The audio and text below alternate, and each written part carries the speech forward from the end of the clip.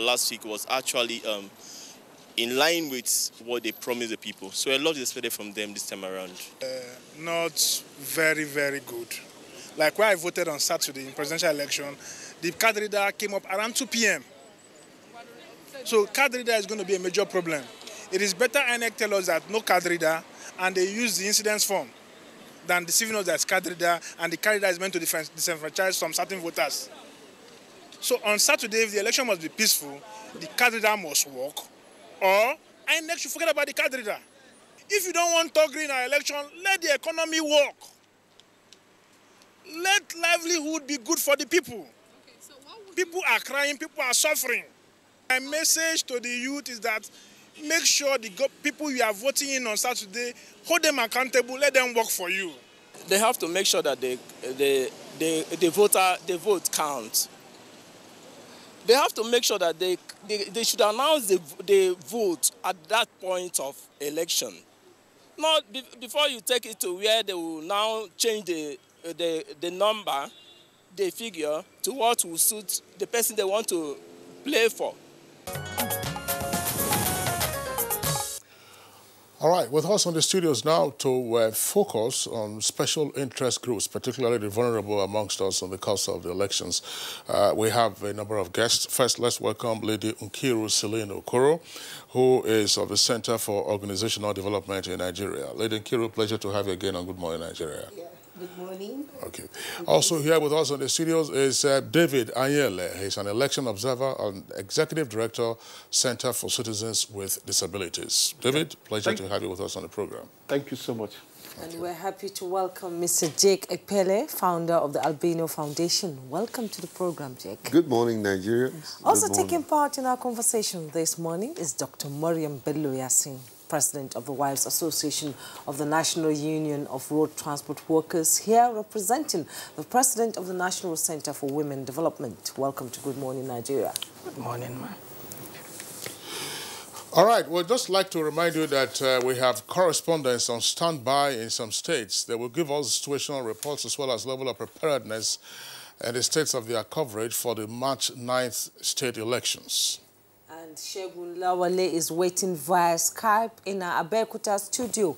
Robinson Dare today is standing by in Port Harcourt, while Caleb Gotchin is waiting to give us situation report from Jos Kingsley. All right, if we have the uplink with our correspondent in Port Harcourt, we're going there straight away. That's it's Port Harcourt available. That's Robinson Dare today. Okay, you can see him there on the right side. Robinson, pleasure to have you with us on Good Morning Nigeria. And straight away, give us a lowdown on the level of preparedness for the elections taking place on Saturday in Rivers. Very much. We're fully prepared for the election, especially with the journalists. We are prepared. We've been trained. We've been asked not to entertain fear. We should not have any reason to fear because of what happened last time. So we are fully prepared to cover the elections. And all the necessary assistance that we need are also provided. So as for River State, the election will be peaceful. From the pulse we got from the people are also very much interested in casting their ballot. The reason is because they are interested in who will govern the state in the next 4 years. So River State, as a state, is fully prepared for the elections. And so we are still with you, Robinson. We've seen a rise in gubernatorial candidates across the country and candidates who are participating in the governorship polls. What about the National Assembly elections in Rivers, and what are the peculiarities of this election that will be coming up on Saturday? There are about 2 gubernatorial candidates for the elections in Rivers State. We all know that the main contenders are just about 3 or 4 in terms of popularity. However, one major thing that has really created a kind of apprehension is the new dimension to the whole scenario. The opposition party has supported a particular candidate. Just yesterday, they've announced their support, and that will perhaps make the election a bit more interesting, because most people that we talked to were saying that it appears is only the main the governor that will contest in the election. But with the support of the APC given to another political party, the election will be keenly contested. And we as journalists, we are also hoping that it will be a good one because everybody will come out to cast their votes. As for other candidates, they are still, they've all mailed their, some of them have given their support to the incumbent governor by denouncing their ambition. But by and large, we feel that the process will be interesting at the end of the day.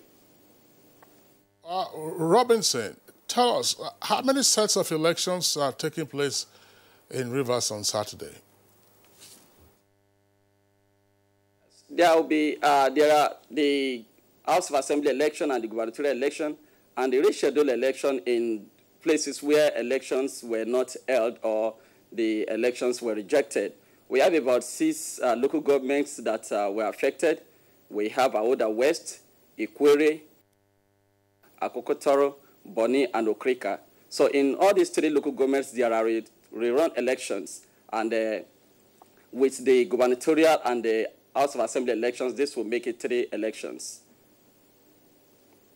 Supplementary elections in those constituencies that you just named, do they relate to the House of Representatives seats or to the senatorial seats as well? They are for both House of Representatives and the senatorial seats, because about 3 of these states, 2 of the states election didn't hold at all, and that is Okrika and Agogotoro. Then the remaining, the Senate, the senatorial seats and the House of Representatives seats are yet to be declared because of the affected areas. So it's going to affect both House of Representatives and the Senate. The House of Assembly, and particularly for the governorship, which you say has a new dimension following the endorsement of a candidate of AAC by the APC, which has been judicially excluded, what are the issues that the voters will take to the polling stations when they are casting their votes? That they will just, so those who are in support of the APC will go by the mandate of the APC or their manifesto, because the candidate himself is not very well known until yesterday when his name was mentioned. Most journalists were just trying to get in touch with him and know 1 or 2 things about him. However, since the APC has endorsed him, it will go along with the APC's manifesto. And I think the state is divided presently into 2, the APC supporters and PDP supporters. So whoever they are voting, they will cast their party in that line. State elections taking place March, and it's connected directly to the people, down to the grassroots. So what is the security situation like, and what measures have been put in place by relevant agencies? Yesterday, I was with the commissioner, and he assured that security will be adequately taken care of. The resident electoral officer here in Rivers State also gave the same assurance that there are serious consultative meetings ongoing to ensure that the fractions experienced during the presidential and national assembly elections repeat itself. So with the assurance we have gotten, we are confident that security will be provided. And also the people, both traditional rulers, religious leaders, have also been echoing the same thing, that security should be taken very serious. And one advice also that has been given out, the military should stand a distance. The military should stand a distance and provide only security, because from the complaints we are hearing, from the complaints we got from the people, is that there are involvement of the military or some people in the elections, but not really verified. So what we are saying is that with the assurance of security apparatus, it is obvious that security will be provided and the elections will be free and fair. There were some areas that were heavily impacted during the February 23rd presidential and National Assembly elections. Abonima, for instance. What is the update with regard to the situation in Abonima? And elsewhere, some persons were said to have left their homes on account of the insecurity there. Have they returned? Well, I think they left based on rumors. The king of Abonima himself granted a press conference and told his people not to, and those who have gone should return. There are rumors everywhere that people will not be allowed to even enter into the city to, participate in the election. But these were just rumors. Abonima presently is peaceful, and the security agencies have given us their words that there will be no restriction. Everybody will be allowed to come out of elections. In Abonima presently, the governor of the state was there yesterday to conduct a service of song for those who lost their lives during the last elections. And he has also given his words that on his own part, he will ensure that security is given all the support they need for Abonima to be peaceful. So for me, Abonima is going to be peaceful than every other places. And personally, by the grace of God, I will still be there to, cover the elections. Are there any special efforts by INEC to ensure effective participation of vulnerable groups like the physically challenged, the aged, pregnant women, and the youths?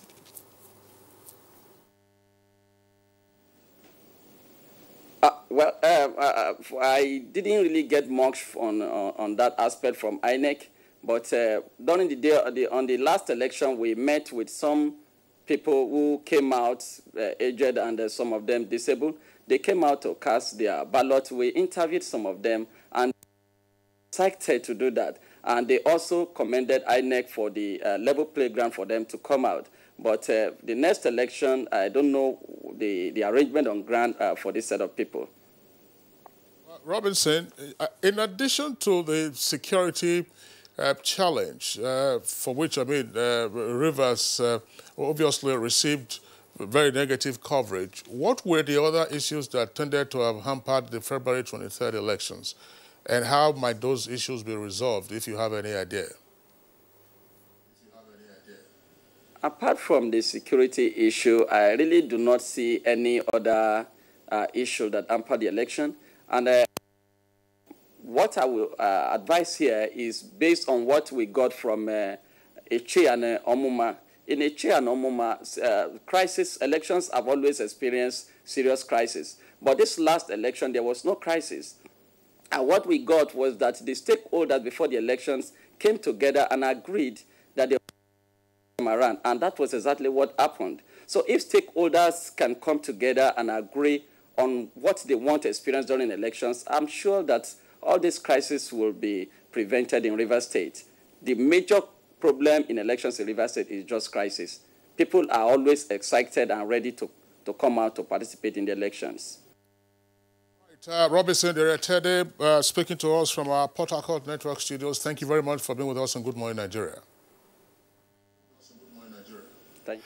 Okay, now we return to our guests with us in the studios, of course, who are focusing on vulnerable groups in particular, as well as special interest groups, based on the experiences from February 23rd and what should be the prognosis, as well as proposals for remedying whatever lapses or challenges that were observed 2 weeks ago when the presidential and National Assembly elections took place. Let's begin with Lady Nkiru Okoro.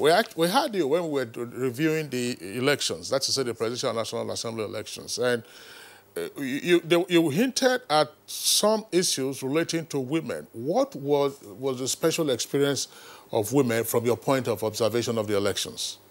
Well, the women definitely have a special interest group. From the way they are also treated in our society, they are considered vulnerable groups.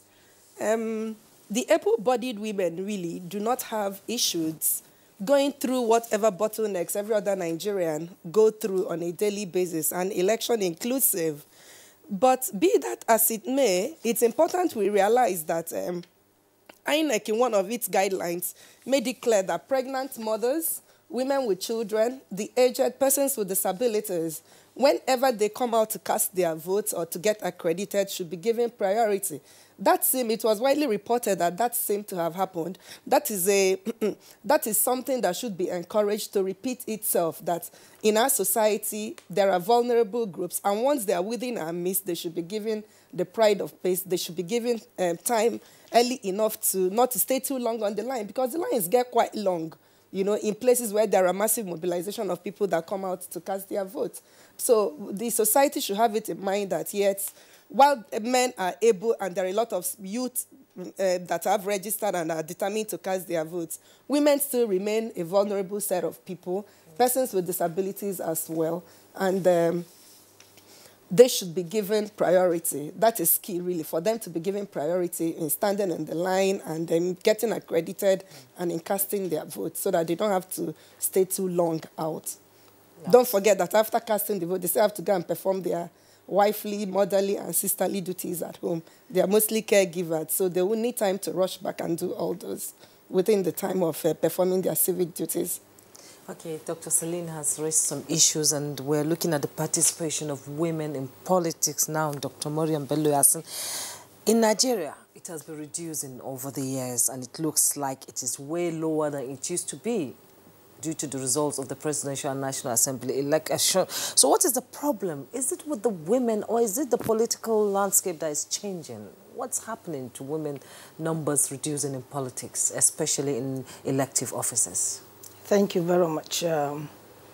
Initially, when we moved into the independent, when we moved into the democratic system, initially in those days, women are not even allowed to vote.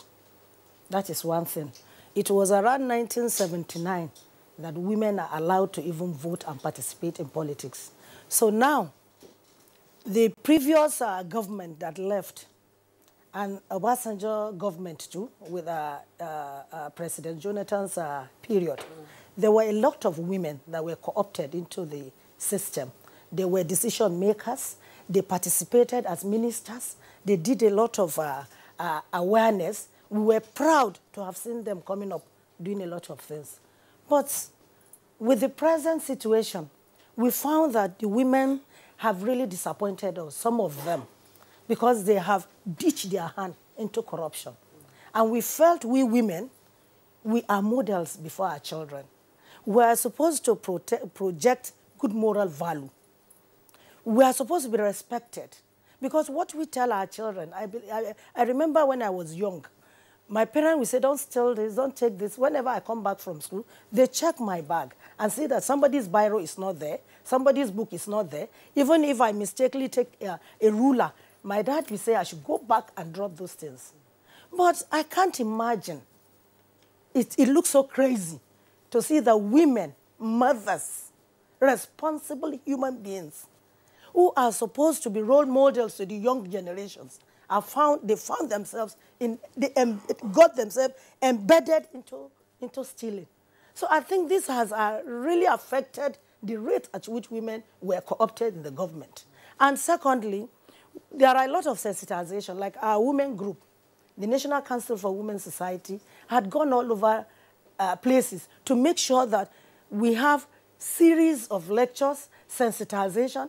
Before the election comes up, some 6 months back, there are a lot of programs that have been earmarked to make that women are sensitized, to know that it's their right to join politics, and it is their right to do the best, and they should project themselves in the best interest of the nation. So what didn't they get right?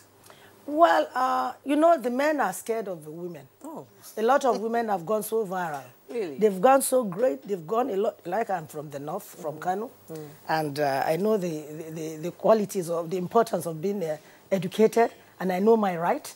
So a lot of us are grown up. Awareness is all over there. But the problem now is the men are scared to put the women there because we can perform perfectly more than the men. That is one thing.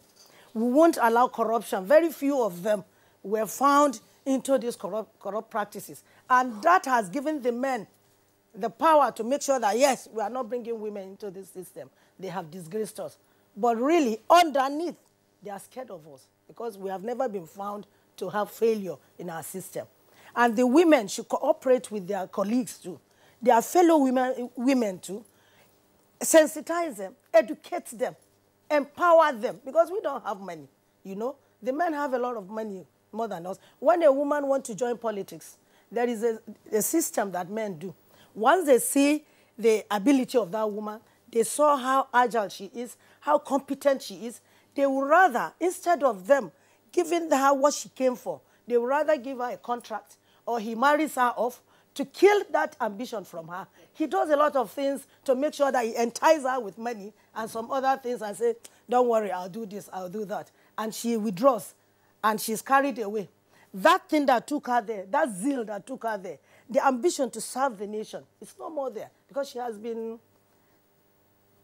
monetized. Monetized. So these are really affected, and some of us too, we don't even really appreciate ourselves.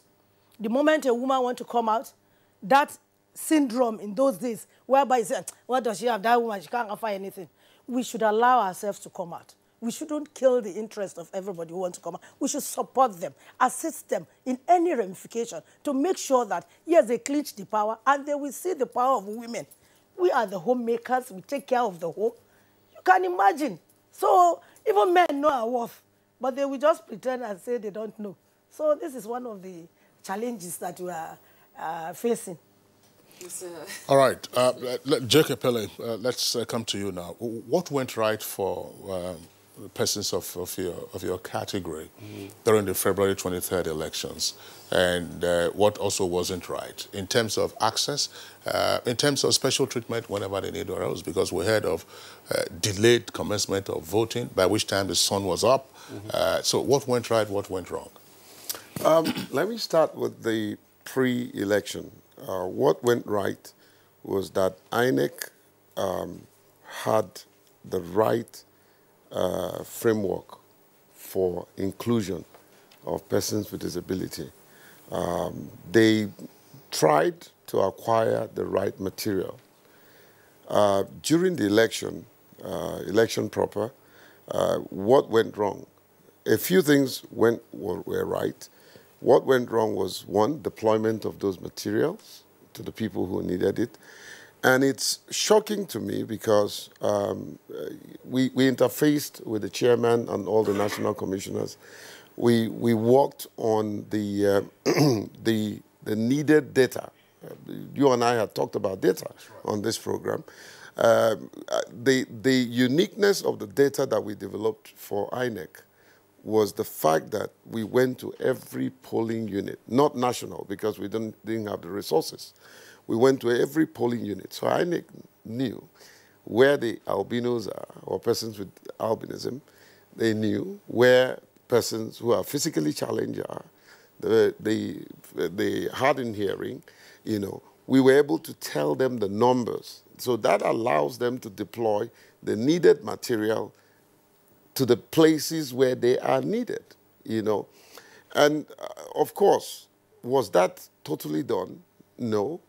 They may have also their problem because they didn't have all the material that they needed to deploy.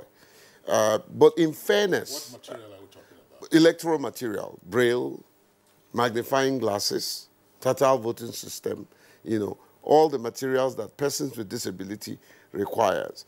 But in fairness to INEC, you know, sometimes I'm seen as a defender of INEC.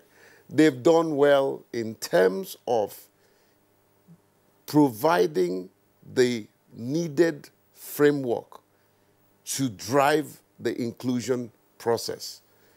They may have their problem in terms of resources, human and material resources, to really deploy what this framework entails, you know. Then on the part of our community, there's still the issue of sensitization. We've had a very noticeable increase in participation, but a lot more has to be done, you know. So going forward in this election, INEC must be prepared to provide the needed material, encourage the people who will use it. Well, one of the greatest challenges, sir, was the fact that despite the fact that we developed the inclusion manual through the Electoral Institute, we trained 850,000 INEC workers through the TOT training. That's train the trainers. All right. So they know what is required to be done in the field. It's very obvious what they should do when they encounter persons with albinism. I mean, you talk about security challenges. Once there's a security problem, many of us will be disfranchised because we're afraid of our lives. I can see from a distance when there is chaos, you know, and then I find myself immersed in the midst of it. And of course, my life is threatened. I can't stand in the sun for 10 minutes. I'm already down with skin cancer. What was the experience of members of your community on the 23rd of February? I asked this question again because, like we said, there were reports of delayed commencement of accreditation and voting in some places. Yes, we also saw... Participation wasn't very encouraging. But we deployed because of our limited resources, and I'm sure my friend David will also speak to the issue. We deployed 150 election observers in 3 locations where we work, because our project is pilot edition. FCT, Ekiti, Oshu, 150 observers. Everybody came with one singular report that, yes, the people came out, many of them were disfranchised because, one, card readers issue, persons, the total voter system or the brailles, some of them are not well educated on how to use it, you know. So our experience generally was low participation, and then, of course, the issue of the materials not being there. I have a report of the magnifying glasses, which the chairman emphasized was readily available, were not available in some places. All right, Jake, thank you very much. We'll pause you in the meantime because you're going to give us a feedback ahead of the off-season Ekiti and Osun elections. I recall we had you on Good Morning Nigeria, and you were full of praise for INEC with regard to both the framework and the deployment of the operationalization of that framework in helping persons with disability, in particular those living with albinism. So we'll come back to you, Jake, but let's bring in now David Anyele. We earlier introduced him.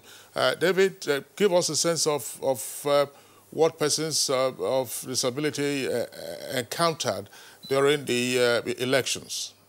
Yeah, thank you so much. We are privileged to deploy people with disabilities in 7 states and Abuja as election observers. And we're able to visit 1,630 polling units across the 7 states where we deployed observers. Just like my colleague Jake Pele have mentioned, the key issues were that these materials were not seen in the field. Probably INEC might have deployed it, but our observation shows that polling unit officials do not understand this material, and they were not able to bring out these materials for the expected users to use. However, in terms of person with disability participation in election, it doesn't start on the day of election. It starts from voter registration. If people with disabilities were not able to register by reason of environmental, attitude, or institutional issues, they won't be able to vote. You don't just go to a polling unit because you are living with disability and you expect to vote. It is only those with PVC that will vote. So if during voter registration, they were not able to, assess the polling, they were not able to participate in the registration by reason of barriers, then they will struggle or they may not come out to participate. Also, if there are threats or language of hostility, language of aggression, just as we continue to hear from military formations in Nigeria, using strong languages of combatants, it will discourage a person with disability from going out to go and vote. So these are some of the things that, beyond that also, we discovered that in the field that due to late commencements of election, there were crowd. And when there is crowd waiting for election to start, there will be rush. And when there is rush, many will not identify who is a person with disability because they are scrambling to vote first, and the polling unit officials will equally be, trying to organize and calm the situation in order for them to control the scene. So where there is, chaotic situation, the possibility of identifying a person with disability will be reduced. Where there is chaotic, situation, the possibility of polling unit officials bringing out material that will support persons with disabilities will be reduced, because it's only where there is calm situation, when the polling official is in charge of affairs, then he will be able to even identify vulnerable groups and be able to support them. So these are the things we observe in the field, and we are saying that INEC should take appropriate measure to ensure that what happened on the 23rd of February do not repeat again, and that is late commencement of election. Late commencement of election is this is what causes election confusion anywhere. Because when people come to the polling unit to come and vote, and they couldn't vote, and they stay for a long time, the moment election officials appear, they'll be scrambling to vote first, and that will lead to confusion. Well, there are certain persons with disabilities that you can't, see almost straight away and say, look, this person will have a challenge. Did your members have any preferential treatment in terms of being asked to get to the head of the queue rather than queued up like others? Yeah, we observed that priority voting was given to people with disabilities in over 71% of the polling unit observed. Recognizing that Nigeria has a Disability Act, the President, Commander-in-Chief, in his wisdom, signed, this Discrimination Against Persons with Disabilities Prohibition Act, which provides that in a situation of queues, that people with disabilities should be given priority. It is not a charity by giving people with disabilities, a priority voting. It's a law. It's a law. So any institution, any group that is organizing whatever program and there is queue, if you do not give priority voting to a person with disabilities, it's a crime against the state. It's as simple as ABC. And it has its own, penalties. So we observe that, more than 71%, we are giving priority. We also observe that in terms of access to public building, that is, out of the number of polling units visited, about 65% of these polling units were sited in public places. That is to say, in an open space, maybe in a market square or others. Whereas about 35% were sited in buildings. Out of these buildings where they were sited, there were also barriers in this building, be it the school, be it individual compound or civic centers or town halls.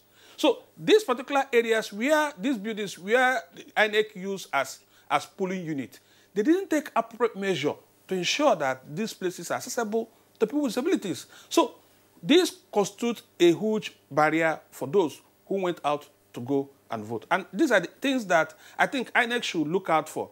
The reason is simple. Citing a polling unit in public building is not a barrier, but identifying where to cite it in that public building is the important thing to do. Where you cite a polling unit across gutter, and you know there is gutter here, and you cite the polling unit across the gutter, you are making it difficult for someone on wheelchair or someone on crutches to access the environment. Where you cite a polling unit where there are steps, individual will cross maybe 1, 2, 3, 4, steps before the individual enters, it constitutes a barrier. Yes, the individual will struggle to go and vote because maybe this is the first-time voter. At the end of the day, where there is need or need to rush out or to come out, he will struggle or may be exposed to multiple disability. So these are some of the key issues we observe. What was... Can I speak to the solution to that? Because in the manual we developed for INEC through the Electoral Institute, we provided a simple, workable, measurable solution. And what was the solution?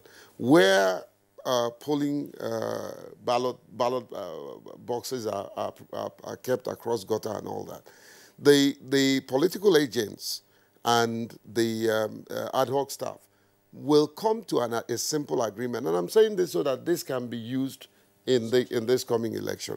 You come to a simple agreement. Listen, there is a J.K. Pele or Stella or somebody who cannot cross this gutter. Can we all agree we take the ballot box, cross the gutter for the person votes, and then take the ballot box back to where it was kept?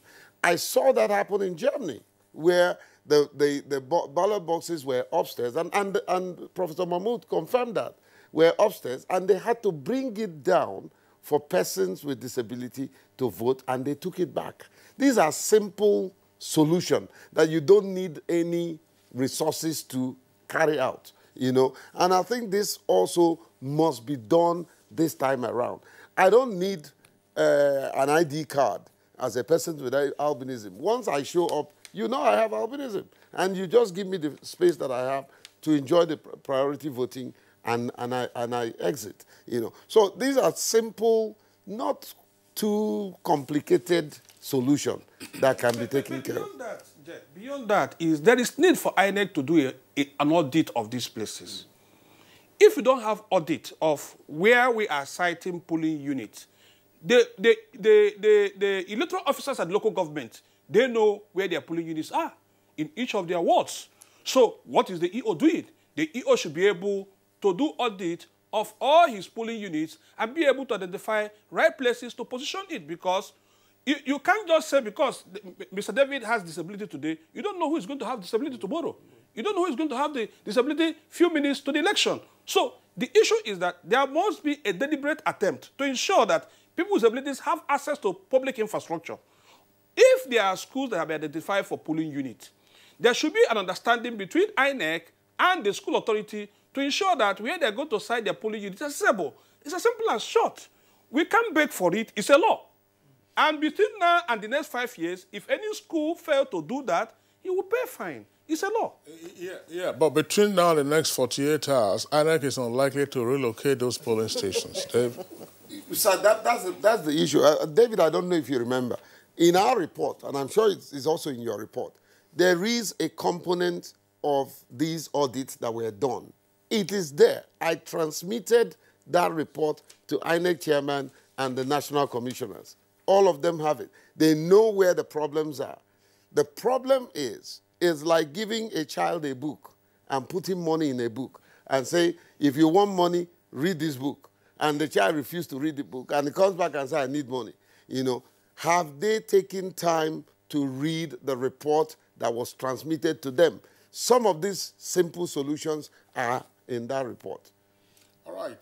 Thank you, gentlemen. We'll come back to you. Let's bring in again Dr. Miriam Bello Yashin. Part of your affiliation that we have is that you are the president of the Wives Association of the National Union of Road Transport Workers. That's correct? Yeah. And not you, as they are also called, they were involved in the elections in terms of logistics. Yeah. Yeah. What feedback did you get? Because they say with every successful man, it's a woman with. I didn't say whether in front, beside, or behind. What feedback did you get? Because there were reports of delays. Some of the logistic challenges that, you know, were anticipated, obviously were not overcome. So what stories did your husbands tell you? Not really my husband. We too were on the field because we had to go around to support them and make sure that these logistics are free. They do it the way it's supposed to be done. The problem we have initially was that INEC has approved some number of vehicles for some states, for some local government, area, ward. But to our dismay, some of the EOs, we refused to collect the exact number of vehicles. Instead of them to take the number, like, for example, maybe they gave them 50, that they're going to use this 50 in this local government and spread it so that those INEC materials could be taken and they will get it there exactly the time they needed so that there will not be hitches. But these EOs, what they did was to hire just a vehicle that will go to different points, go back and pick the vehicle, go back. They were trying to maximize cost, which INEC had already paid for, and he had already agreed. In fact, after the election, they are going to bring a report. They are going to bring the report back to the INEC chairman and tell him all what they have experienced. They called him and told him. He said he was going to look into it. And I think he did, because you will see the next time, this time, because they have been exposed. We didn't hide it because we felt bad. We wanted everything to go on the way it is because there was an MOU that was signed. Yes. And this MOU has some rules and regulations that's supposed to be abided by. But at the end of the day, when our drivers take their vehicle there, they will not take all. They will say, no, I'm not taking all to 50. We are taking this. Even the money they are supposed to pay them, they will be complaining. But we told the INEC chairman to pay the money into the account, each drivers should be paid their money. We don't want them to come to the office and say, because it has not been given, they didn't meet so person. So the agreement was, each driver that takes his vehicle there, we have coordinators on the field. Apart from the drivers, we have each local government ward coordinators. Some of the staffs in the office were distributed from all the states of the Federation to monitor the processes and to monitor whether they have adhered to the instructions or not, or the MOU. But the problem we had was the EOs. They were very, very not ready to cooperate with our boys. How did this play out? Because you talk about INEC chairman, you talk about EOs. Was there no interaction with the REC, that is the Resident Electoral Commissioner? There was meeting. They held meeting, and it was agreed on. And every individual has the paper, the MOU paper, in their hand, what they are supposed to do. They have been briefed. They have been educated. Even our drivers were called to the head office. They briefed them. It was on the air. They taught them what to do. And every minute they report. Once they get to it is the EOs that were assigned to pay the drivers. That is why we had problem.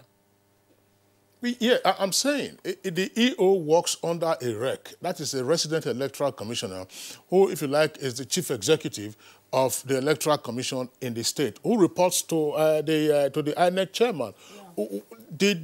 Did your drivers who were excluded make a report to the REC to say, look, this is what your EO is doing to us, this is what the EO is doing to us, because the EO is not senior to the Resident Electoral Commissioner. If a driver goes with his vehicle, they convert all the vehicle in one place, take it to the REC, show him, count it, see everything, and see the drivers attached to each of the vehicle. So what happens is that they will ask them that the EO is responsible to pay. So it might be a conniver with the EO, it might. You understand? Yeah, we can't make that presumption. With the REC to have, for the EO, I don't think the EO can walk on his own and reject some vehicle. But the chairman is not happy about it. So what is it? What is it proposing ahead of Saturday? They have already worked out some modalities, namely? Which you will see by the grace of God on Saturday. Namely, what are the modalities? I mean, to make sure that the correct thing is done. The number of vehicles that has been assigned to each local government or ward are the numbers that they should take. They should not reduce any number of vehicles and say they don't want it. And each driver, there is a time they are supposed to get to the venue where each driver will drive and pick their products. Sometimes the vehicles are there, the products are not there for them to carry. Some of them will get there, they will say they have loaded one vehicle to go to zone A, B, and C. And some drivers go back. We ask them not to go back with their vehicle. Stay there, let them know you are there. That is their own business. Because we don't want to be found wanting.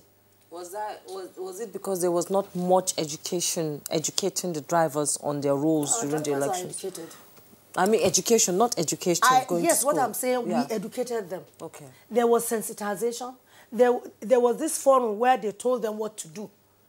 All of them adhered to, because most of the supervisors that are supervising them are always educating them, telling them, if you have any challenge, call me. I'm stationed here, because they are not stationed far away from the place so that they can see clearly and they can act immediately. And even the president didn't sleep. He was always on his phone. And going around too, he to travel around. He didn't stay in one place. And since they know if you are caught, you are in soup, they were all by their vehicles. So what was being done at the moment that your members realized that they were not being engaged, contrary to the terms of the MOU? Because if in the morning, I don't know how your members mobilized, assuming they got there by 6 o'clock in the morning and they were supposed to have departed by 6:30 and they were not being told, no, Jake, we're not hiring you, Nkiri, we're not hiring you, Dave, we're not hiring you, Kingsley, we're not hiring you. It's only Miriam we're hiring. What about me? Well, we are on standby. So when they knew that something was likely to brew, if all of us had been mobilized in the first instance, so look, go to particular point A, to go and pick up your materials, when did they start troubleshooting to be sure that, look, this problem did not escalate? Okay, right from the onset, before the election day, these guys met the REC.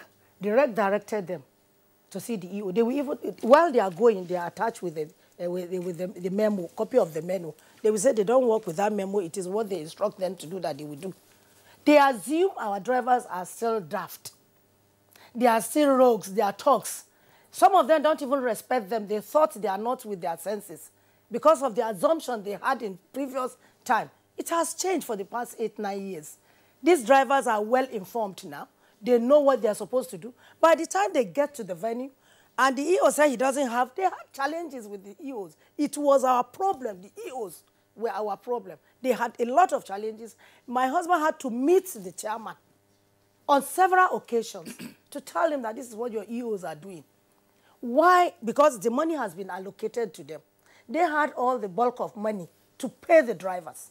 So why won't you pay them? But they want to make out some money. I won't hide it. No, we're not. We can't make that. We can't make that assumption. Why are they not paying? No, where there could be other Our reasons. drivers are supposed to be on ground 24 hours before the election. They are always on ground with their vehicle. Verify anywhere you go. This is the rule they gave them, that you mustn't be late. Let the problem come from INEC. All right, Aja, Miriam, and the other guests, let's take a short break now. When we return, we'll continue with the conversation. You are watching NTA, Nigerian Television Authority. For more information and news updates, visit our website at www.nta.ng, or you can follow us on Twitter at NTA News Now, or you can like us on Facebook at NTA Network News. Stay connected on our YouTube channel at www.youtube.com/NTA News Online. Watch our live stream at www.nta.ng/live. NTA, you can't beat the rich.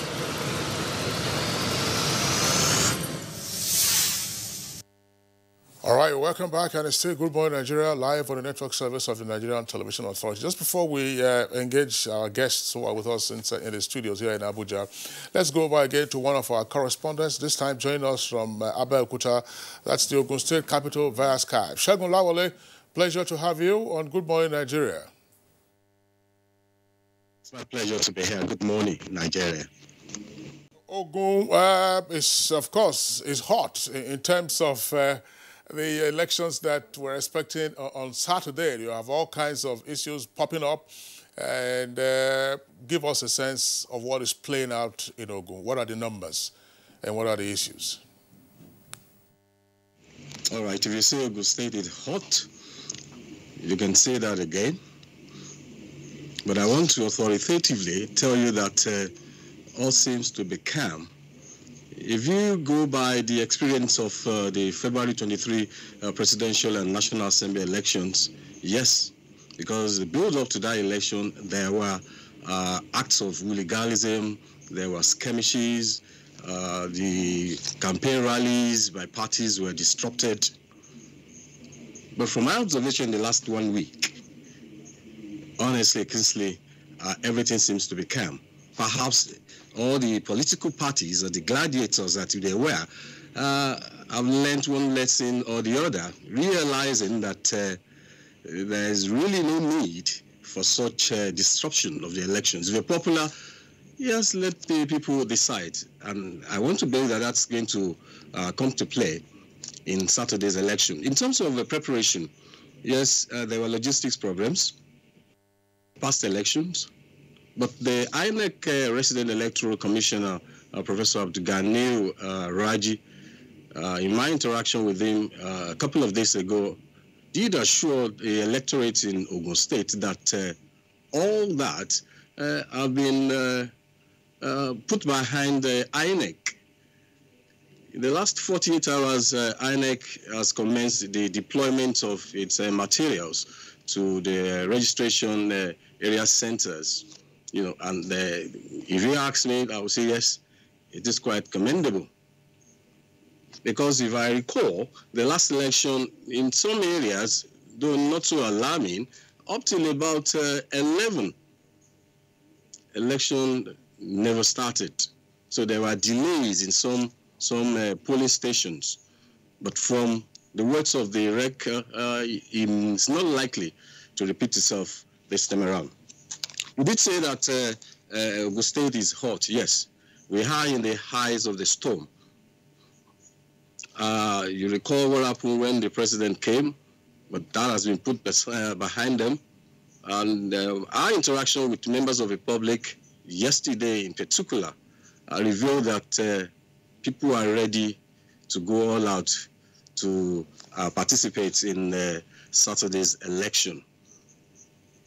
But I must tell you that there seems to be apathy if we go by the number of people that participated in last elections.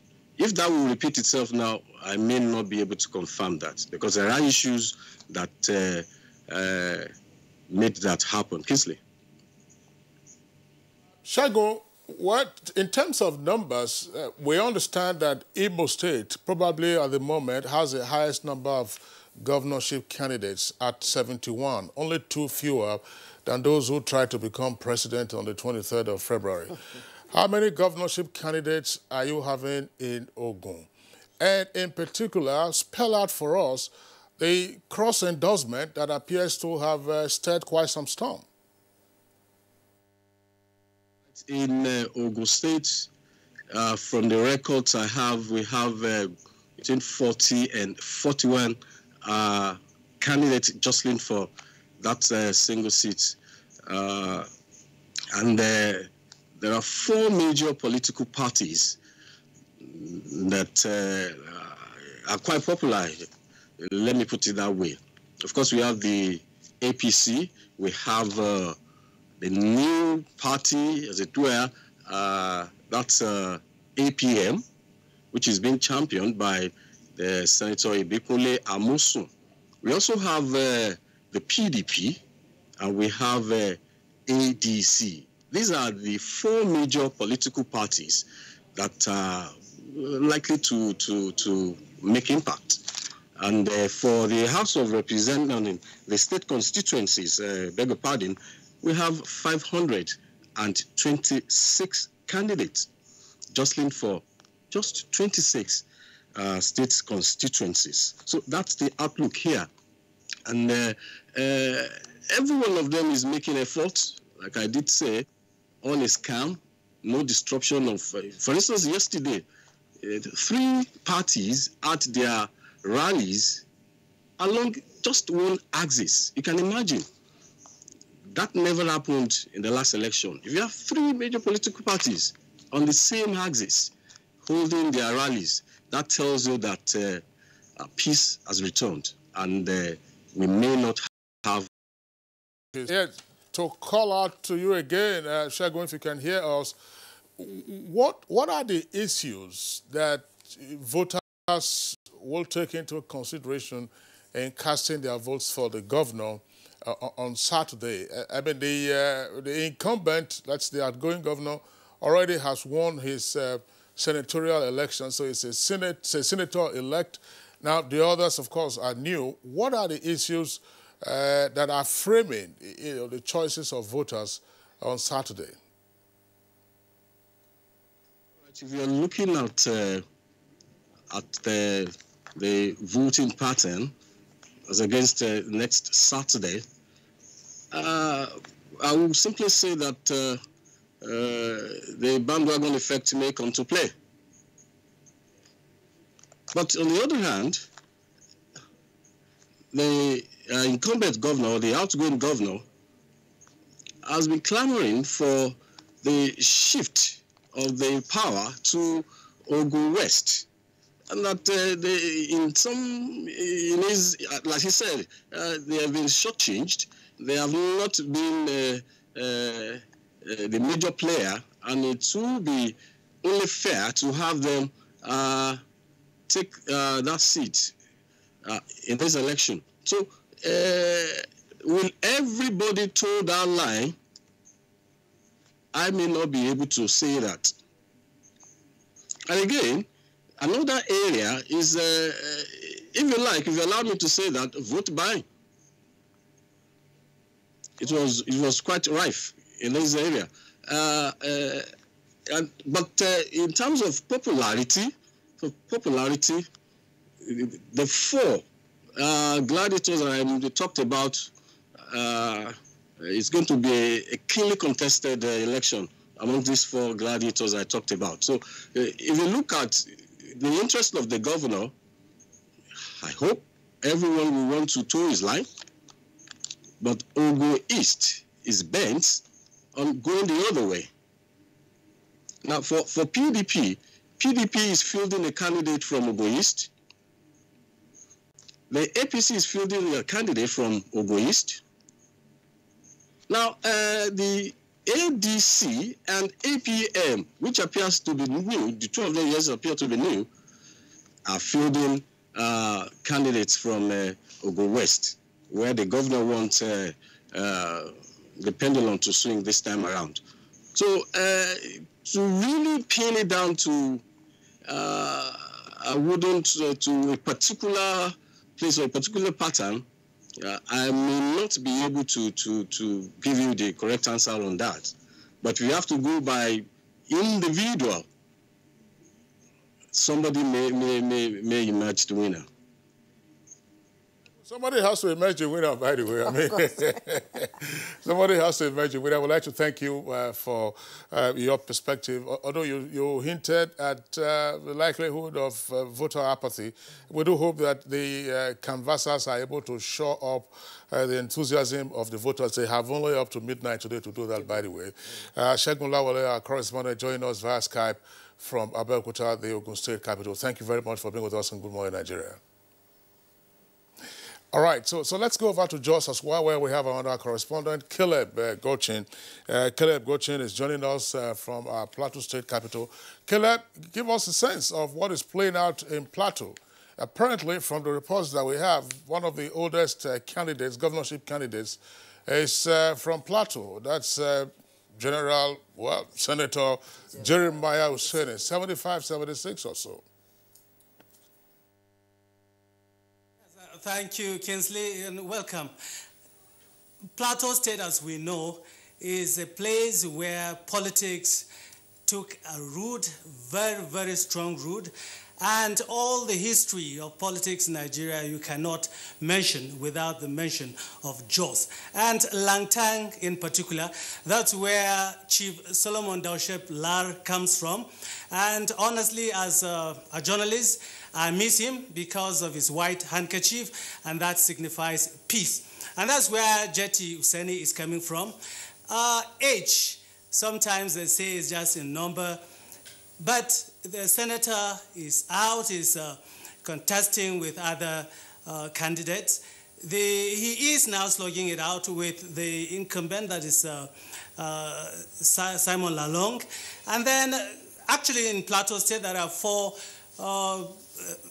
parties that are outstanding. There are four of them that we could really see. But you know, Plateau State is a state of faith, and we don't rule out miracles. But then, the senator is coming with age, he's coming with experience, he's coming with all that he could offer. The incumbent is also coming with all the experience he's had in governance. And then the others too also want to come in with what they have to offer. And all of them have sold out their manifesto to the people. And we are expecting a very, very robust contest on Saturday. But let me tell you something about preparations. I don't want to leave out NTA in particular. Everybody is ready. The candidates are ready. They have told the people what they wish to do for them. But then, The proactiveness of the management of NTA in Jos is something that I must mention. 2 days ago, before now, I tell you, all the roster has been out. Everybody knows what to do. So before I mention the readiness of others, NTA is ready for the elections on Saturday, the 9th of March. Yes, now, Plateau State had some issues in the Presidential and National Assembly elections. The results didn't come in on time. How do you preempt the situation by Saturday? Yes, that was one of the major problems that the electorate faced here. But we are trusting that those issues will be addressed this Saturday. The INEC has held a series of meetings with stakeholders. They have assured everyone that this Saturday they are going to address all those issues that were experienced, those problems that were experienced the last elections. And so we are trusting that all things will work well this time around. Materials started going out to the various local governments by yesterday. So INEC is ready. Materials have been sent already. I'm not very sure by now if that has been completed, but all those started yesterday. So we're expecting that everything will play out well. And to tell you that people of Plateau State are peaceful, what happened in the last elections, people thought there was going to be violence. But the people took it calmly.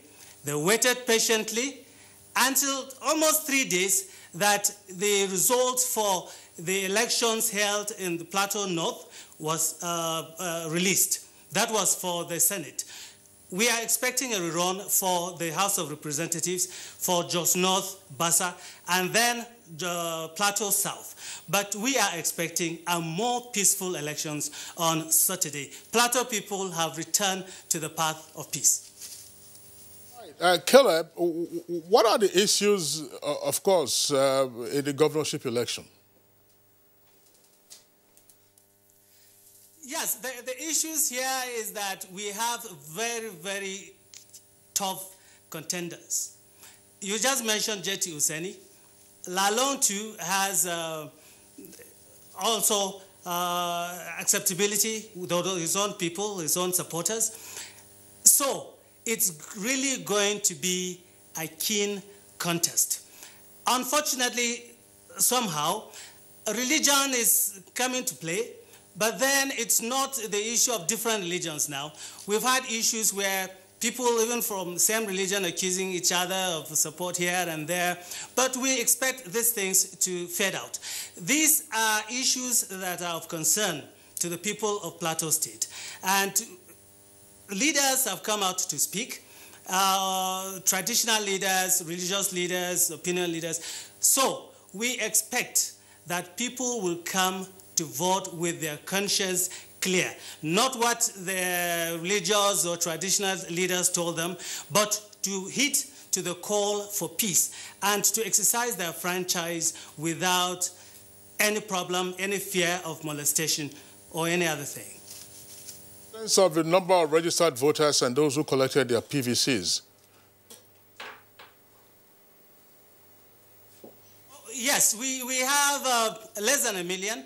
And from the last elections, we have about 700 or so. I'm not very sure with the figures now.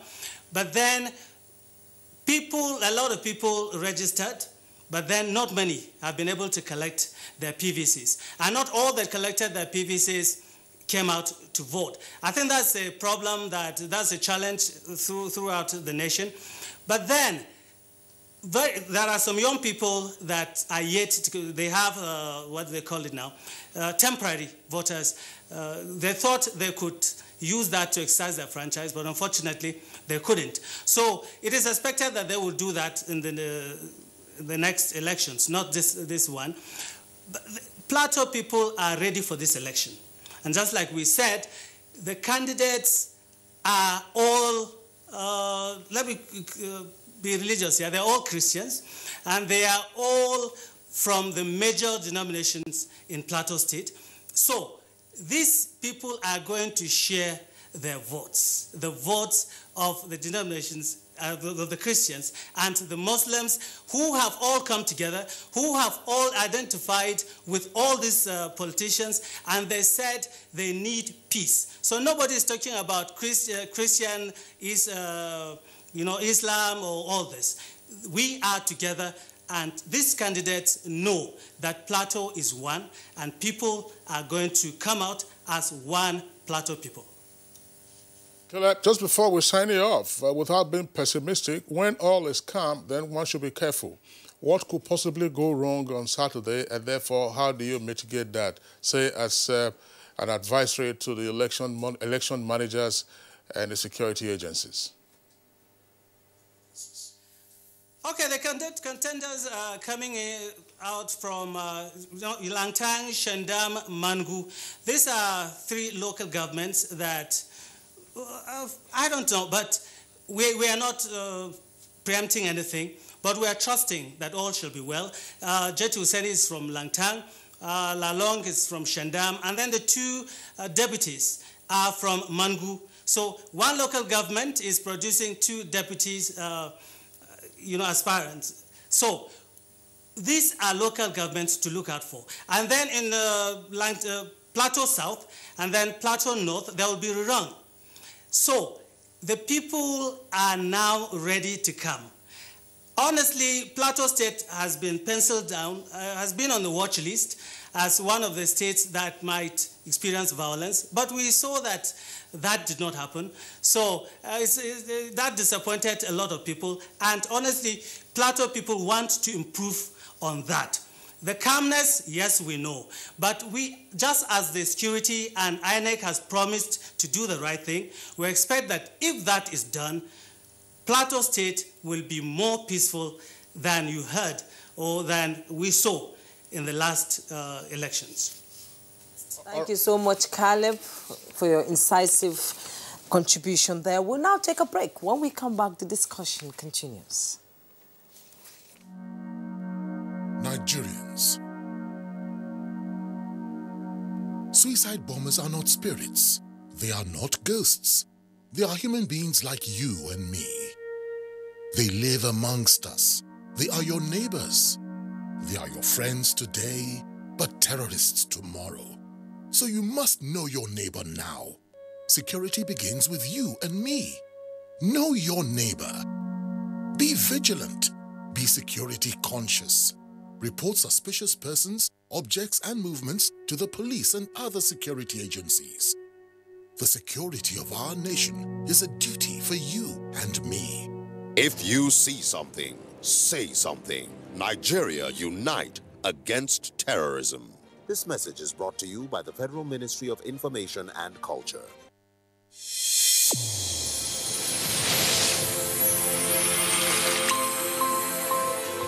A new edition of TV Guide is out with special focus on the role of the media in election coverage. Exclusive on the National Broadcasting Commission, its mandate as the sole regulator of Nigerian media. Dr. Toma Damaden and Ishak Modibo-Kawu. Now, this edition also features the king of stand-up comedy in Nigeria, Ali Baba. NTA Standard to be ready for election transmission after decades of abandonment. Find out from the DG transactional elections in our political space. An evil wind that blows no good. DG, National Orientation Agency caution. TV Guide, your indispensable companion, x-rays the impact of social media on electioneering process as electorates present their expectations from incoming government. Meet some TV professionals behind the screen and other inspiring stories in sports, entertainment, and lots more. Grab a copy at the vendor near you or NTA stations nationwide. TV Guide, your indispensable companion.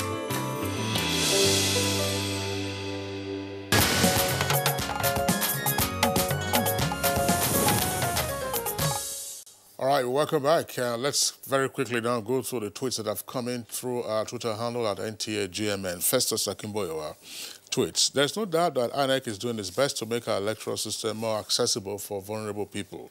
Charities and organizations supporting the vulnerable should work with INEC to ensure that these persons, that's to say the vulnerable people, get to their polling units and vote.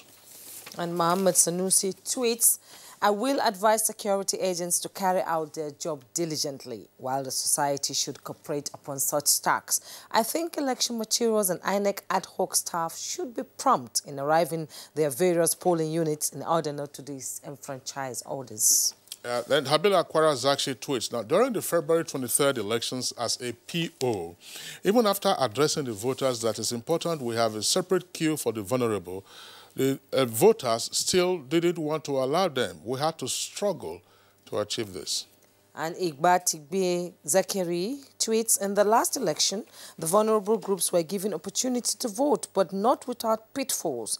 I believe INEC Nigeria must have learned by now, by taking notes of these challenges witnessed in the previous election, and devise a method that will minimize such problems. J. Jack Solomon, our security agencies have a responsibility to perform their duties in a strictly impartial manner, to act with restraint and to strike a balance between providing safe conditions for voting to take place and appearing to militarize the process in a way that may deter voters. Sani Michael Omokoji tweets, many Nigerians are wary of loss of lives and property in the last election, and as a result, I wouldn't be surprised if we record low turnout of voters. The implication of this is that few people would decide the fate of the majority, and it is not healthy for democracy. Ibrahim Modu Aje, now whenever violence erupts at a polling station, vulnerable groups or people of interest are mostly first victims. Security is the main issue for such groups. Such people need special protection with special priority in the voting process. And Usman Bani tweets, for the state elections to be free and fair, contenders and supporters must conduct themselves in an orderly manner, or INEC should provide functional materials. But where there is threat of thuggery and security challenge, the invitation of the military is inevitable. So let's do all we can to make it right come Saturday. Amogbolahon tweets, it says, INEC should ensure that persons living with disabilities are well catered for, not necessarily in terms of welfare, but to ensure that they are given preferential treatment. And such groups include the aged, pregnant women, and nursing mothers. And first is Akimboyowa again tweets, vulnerable people already face systematic barriers in our country and are more likely to be disenfranchised. Long queues and delay could be put off by INEC if they start early and make it easier for those vulnerable people to vote. Kinsley. All right, those are the tweets that we can accommodate. Let's get the closing thoughts of our guests who are with us in the studios, beginning first with J. Capella. Well, INEC, the opportunity is yours this time around to right the wrongs of the last experience. You have done well, but you can do better. For our members of our community, this is your time. This is your time. This is your chance. Go out there, exercise your right. Don't be afraid, and don't allow anyone to use you to cause trouble. Thank you. Yeah, I'll quickly say that for women and its participation in the murky waters of Nigerian politics, we must go back to the basics. And the basics is there has to be an act on affirmative action. Men and women don't have the same entry points in Nigerian politics. Men and women don't have the same access. There are gatekeepers every step of the way, from the cost of purchasing the forms to the process, to the electioneering process. Is so expensive that for each time men and women compete at the same level, definitely men are going to have the upper hand. So if we really want to get more women involved in politics, we need to look at affirmative action. It could be temporary special measures. It could be for a while. It could be for 10 years, for 15 years. But we really, the results are very, very, we're still at 7%, 6 people in the Senate, about 8 of them in the House of Representatives, even though we're expecting more results. But the figures, the numbers are not going to be better than what we had in 2015. Very encouraging. And I think we should begin to break the barriers of patriarchy. We need to dismantle patriarchy in Nigeria. More women need to be on the table. And the level playing ground by passing the Affirmative Action Act or Gender and Equal Opportunity Bill. That is the way to go. That is the way to encourage more women into the political space. All right, thank you. David Anyele. Yeah, I want to tell Nigerians that the Saturday election is very important. It's important because it is the election that is closer to the people. As such, I encourage all